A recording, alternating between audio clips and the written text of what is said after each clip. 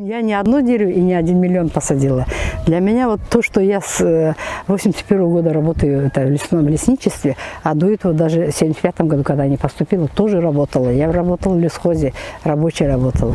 Для меня вот, когда мы сажаем деревья, я за каждым бегаю, чтобы это дерево нормально посадили и чтобы это дерево выросло. Ну, меня это радует. Когда веточка зазеленеет, меня это очень радует, потому что я думаю о будущем, о том, что с него сейчас получится дерево, и под этим деревом когда-то кто-то будет сидеть там, делать маевку.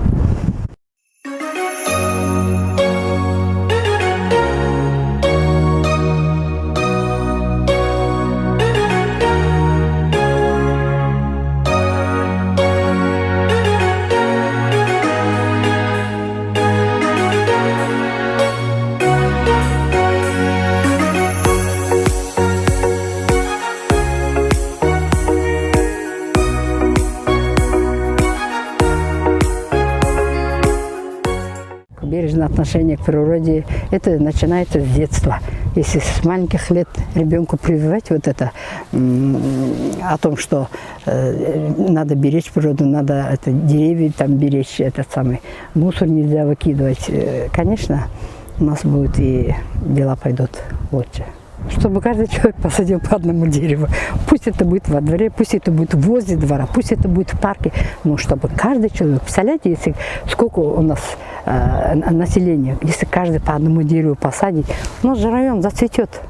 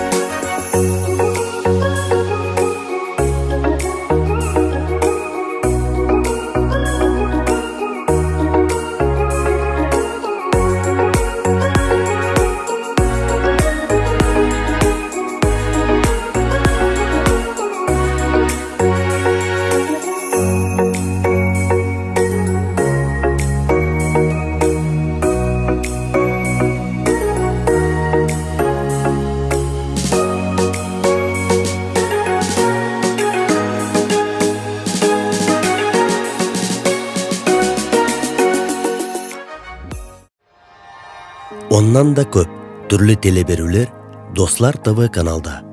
Yazılamız, hem karayımız.